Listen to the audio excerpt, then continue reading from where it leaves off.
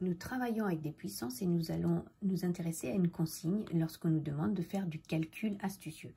Donc si on veut calculer 2 exposant 7 multiplié par 5 exposant 7, et bien sûr, si le calcul est astucieux, c'est qu'on ne prend pas sa calculatrice. Donc je regarde et je remarque que l'exposant 7 est le même pour le nombre 2 et le nombre 5.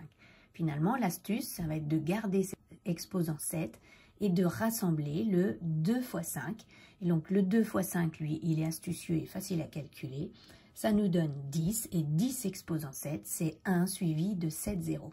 Alors pourquoi est-ce qu'on peut passer de ce calcul au départ à celui-ci? Donc on va regarder, si je reprends la définition de 2 exposant 7, c'est 2 fois 2 fois 2 et je retrouve le facteur 2 7 fois. Lorsque j'écris la définition de 5 exposant 7, eh bien c'est 5 fois 5 fois 5 et je retrouve 7 facteurs égaux à 5. Eh bien si je rassemble le premier 2 avec le premier 5, je l'écris ainsi, 2 fois 5. Je rassemble le deuxième 2 avec le deuxième 5, je l'écris ici. Et je vais pouvoir faire la même chose avec le troisième.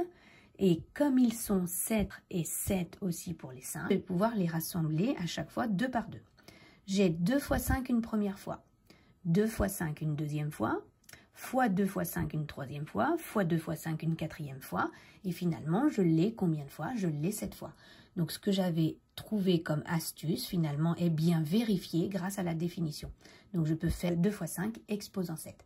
Donc cette écriture intermédiaire, c'est pour comprendre. Mais dans les calculs astucieux, on passera directement d'ici à ici pour trouver 10 exposant 7 et écrire le résultat en écriture décimale. Voilà.